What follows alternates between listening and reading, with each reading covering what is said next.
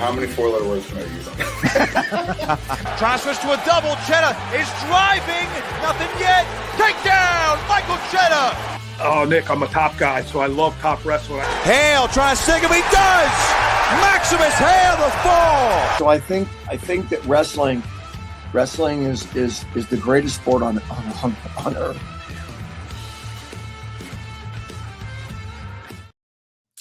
What's going on, everybody? Welcome to On3 Wrestling. I'm your host, Nick Costco. And before I dive into it, of course, go Birds!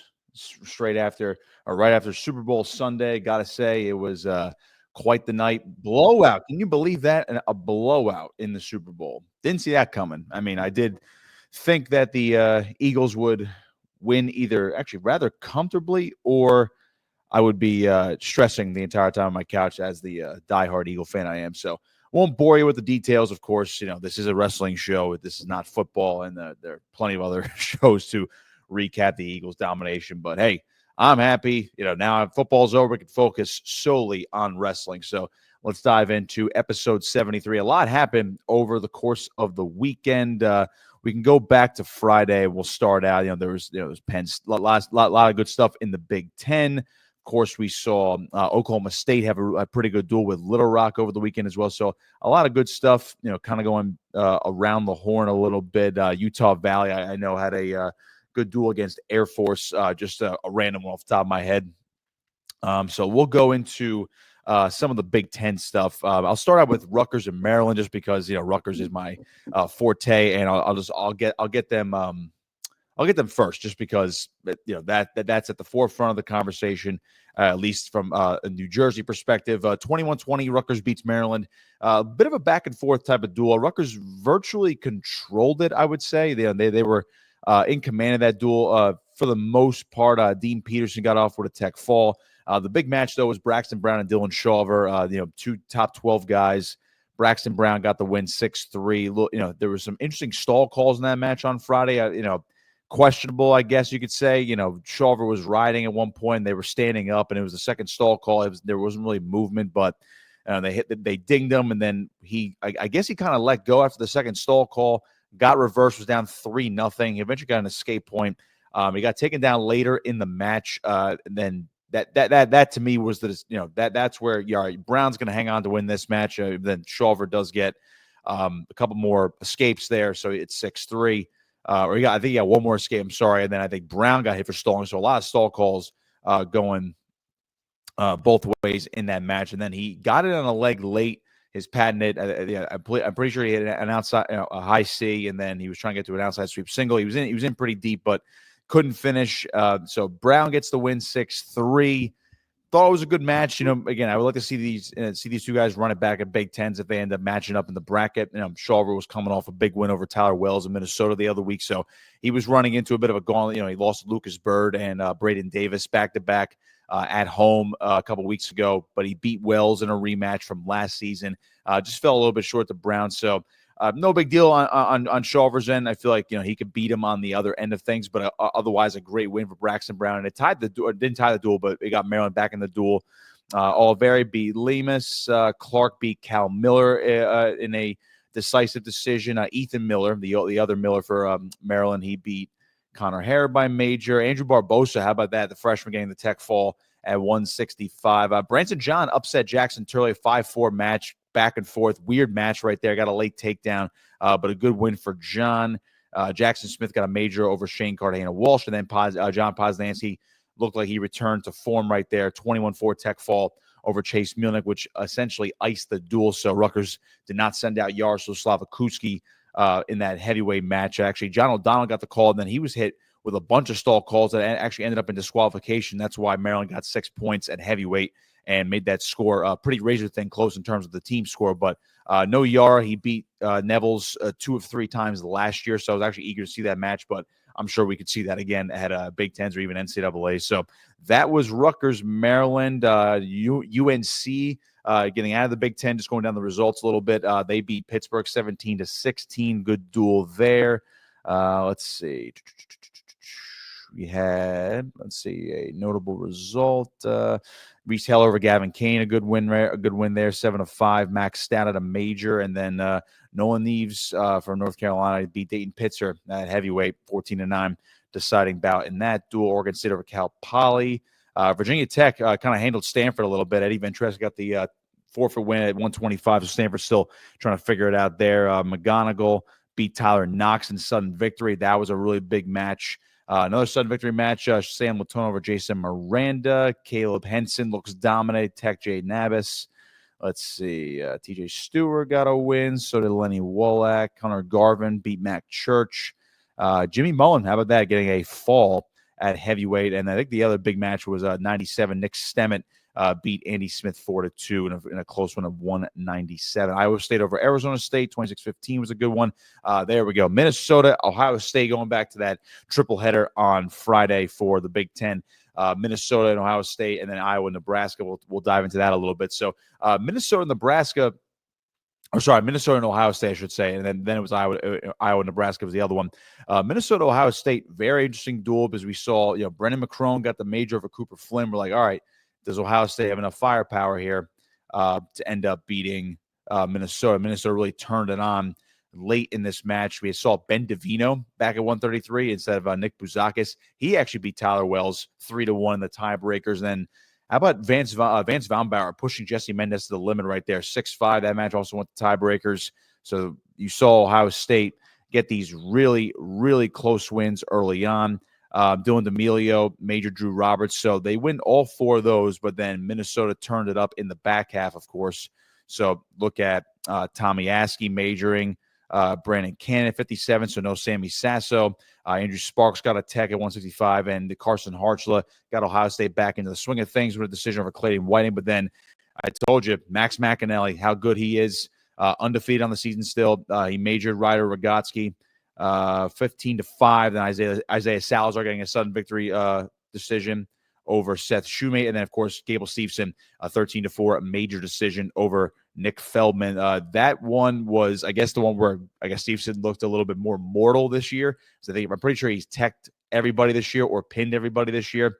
It's been one of those two results. So you got the major. So good on Nick Feldman for wrestling tough there, but Minnesota gets it done in the end. That was a good match all the way through. Iowa-Nebraska, I'll throw it out there. The Penn State, Michigan, 39-0. Jeez, just a shutout. I know Michigan's rebuilding, but Penn State absolutely dominant. No Braden Davis again, by the way. So Kyson Garcia got in there 133, and interested to see what the injury is like for Braden Davis. Let's see the other notable result from there. Bo Barley beat Sergio Lemley 3-2. How about Mitchell Messenbrink is on a different level right now. He majored Bo Mantanona, who's a really good guy at 165, top 10 guy from Michigan. Let's see. And that was pretty much it, except for, Josh Barr. That's right. Josh Barr, 3-2 in tiebreakers over Jacob Cardenas. Got that late reversal, sent the Penn State crowd into an absolute frenzy. So that was an insane match right there. So Penn State preserves the shutout over Michigan. All right, let's get back into it here now with Iowa-Nebraska. And I guess what everyone's here for, of course. That was the among all the storylines. We'll get into some Penn State stuff in a second. But gotta talk about Iowa-Nebraska duel of the week. Had to have been one of the best duels all year that I've seen. 1916 Hawkeyes win this one. I said going into it, like there was a path that Nebraska could have taken and could have won this duel, and ideally, it did come down to one match. Again, the duel came down to the final match, probably as expected. But you can look at a couple of these results and say, well, you flip one the other way for Nebraska, they win, but then you can say the same thing about Iowa, where they lost some close ones too. So it started out Caleb Smith 2-1 over Joey Cruz. Nebraska gets off on the right foot. Drake Ayala edges out Jacob Van D 4-2. They're going back and forth. Brock Hardy got a major over Cullen Shriver, so 14-3. Just like that, you got a 7-3 lead for Nebraska, looking good. And then the big one, Kyle Parko and Ridge Lovett, which, good luck trying to seed 149 at this point at Big Tens. Now that Parko's got the win over Lovett, and you got Van Ness thrown into the mix as well. NCAA's, I think it's clear right now that Henson's still the number one guy by far, but you got a bunch of these guys now chasing him with Parko, Lovett, and Van Ness in particular, all from the Big Ten. But Parko gets the win over Ridge Lovett 3-2. Bit of a surprise. I actually, if I had to go back and break down this match and give my picks without knowing what was going to happen, of course, I would have picked Lovett, just because I think Lovett's the best guy in the country, not named Caleb Henson right now. And again, we saw what he did against Shane Van Ness. You figured, okay, he's going to have the advantage over Kyle Parko. Maybe they'll start separating a little bit, but Parko just made it a mess in terms of now it's the field is pretty crowded. So you got Parko with the win 3-2, and that swings it back into the favor of Iowa. But then Antrell Taylor beating Miguel Estrada. So still no Ja'Cory Teamer right there for the Hawkeyes. Maybe banged up again a little bit, but we know Estrada, he had his red shirt burned the other week when he came in for Teamer, following Teamer's performance against Penn State and Tyler Kasak. So Taylor gets the win, only 4-2. So Nebraska has the edge going into the break. Good job by Christopher Minto, limiting bonus points, as Mikey Caliendo has been so good for the last couple of years, especially in an Iowa singlet, but he just can't get over the Mitchell Messenbrink factor right now. But he beat Minto 5-1. Good match overall by Minto.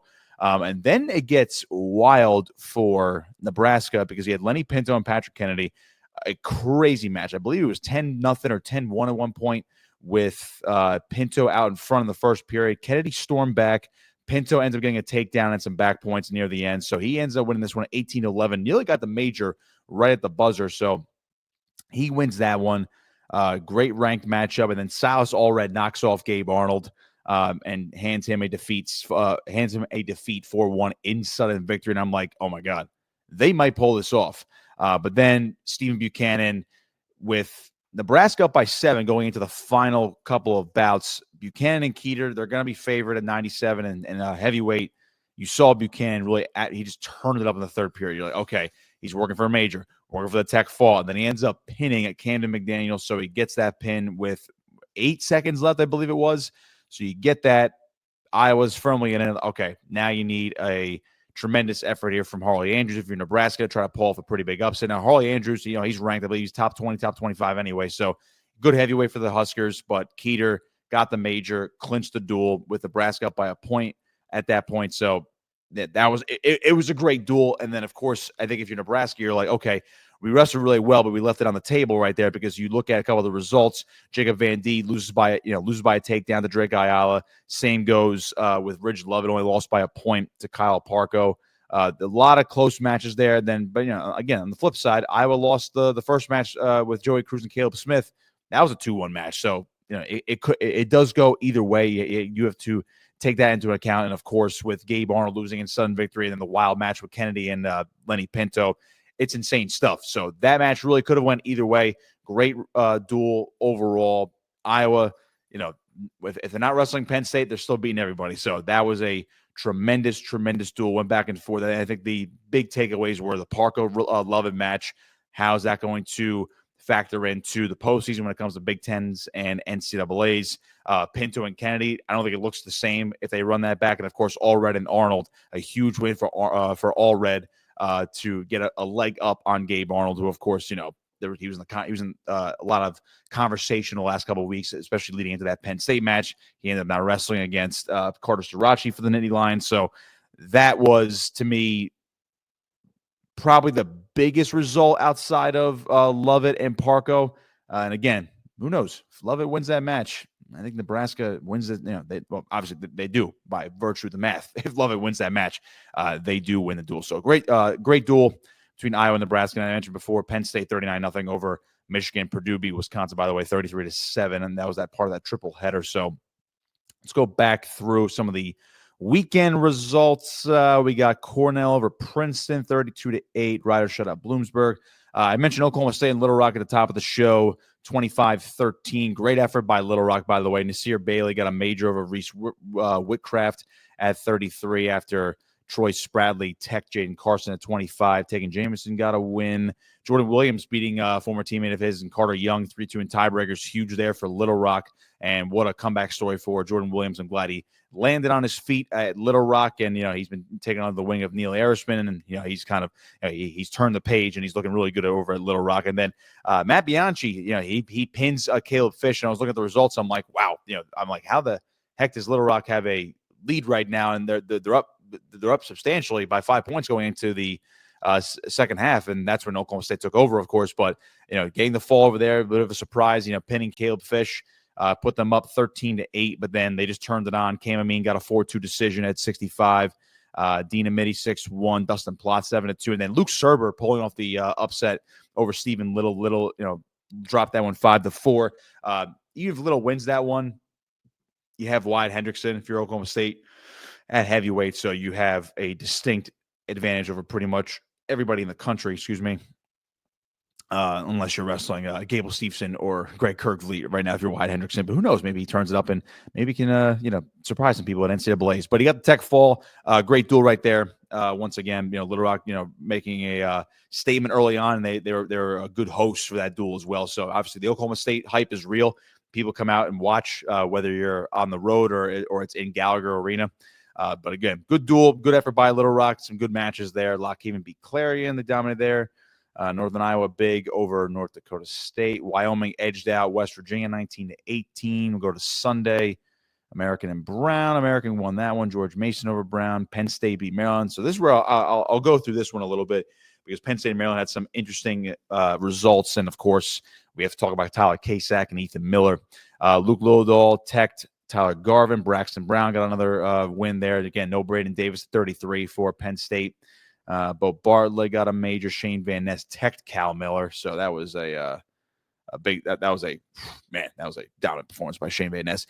Ethan Miller and Tyler Kasak. Now this is where it gets interesting for Big Tens because maybe Ethan Miller at this point gets the number 1 seed because of this injury default victory over Tyler Kasak, and then you throw Kasak and Teamer probably at the 2 and 3 right now if it stands off the top of my head. But Kasak got bumped in the head and the forehead, top of the head. I think he got eye poked too. All of that combined, I think it happened on 3 separate occasions. And then they put him into concussion protocol, Kasak, and then they deemed that he was not going to be good enough to return to the match, which probably was the wise decision. And, you hate to see that happen, especially multiple times where he gets bonked in the head like that. I would imagine he's going to be out till Big Tens just to make sure he is fully recovered. And this is a guy in Tyler Kasak who was just named the number 1 guy in the country following his win over Ja'Cory Teamer the other week. And, he's looking like, all right, this guy that took 3rd last year at 149, he's up at a new weight class, and he is just smoking people. And he beat the number 1 guy. And now you just really hate to see this happen in a duel, especially a couple weeks away from Big Tens. And eventually we get to NCAAs next month. Don't like to see it. Ethan Miller is really, really good. Arguably Maryland's best wrestler pound for pound. But I would love to see that run back at Big Tens, especially if it's a 1-2 matchup in the Big Ten final. I feel like Miller and Kasak might end differently. I would probably lean Kasak, but Miller's a really good wrestler, and I'm not going to put it past him to beat him in a full match. But you hate to see that one end that way with an injury default, especially when it came to the concussion protocol. So that was the big headline. Out of that duel, Mitchell Messemer got a tech. Levi Haynes beat Branson John 8-1, who, by the way, upset Rutgers Jackson Turley, as I mentioned before. So Branson John, giving Levi Haynes a little bit of a fight, limited the bonus points there. Carter Starachi, by the way, over Jackson Smith, tech fall 20-3. I mean, geez, that's insane. Carter Starachi's on, we know how good Jackson Smith is, top 10 guy. Different level right there for Carter Starachi, putting up 20 points. That's insane. Josh Barr got a tech, and then Greg Kirkvliet beat Seth Nevels 8-3. Cornell over Penn 26-10. Let's see. Wisconsin got a Big Ten win, which is nice to see. They beat Michigan State 25-12. Minnesota dominated Purdue. Let's see. Any notables from there? Let's see. Not quite, but again, they got the win there. So Purdue. No Matt Ramos in this one, should point out. Cooper Flynn beat Isaiah Quintero 5-2 at 125. Dustin Norris got a win for Purdue, as did Ben Venadia. He did not wrestle Isaiah Salazar at 197. It looks like. And Tyler Wells didn't wrestle for Minnesota as well in that duel. Ohio State beat Indiana. Iowa State edged out Pittsburgh 23-14. Let's see. Any other notable results? just going down the list for you folks, and that was pretty much it. But it was an exciting weekend of wrestling. A lot, again, some great duels, some very interesting individual results as well.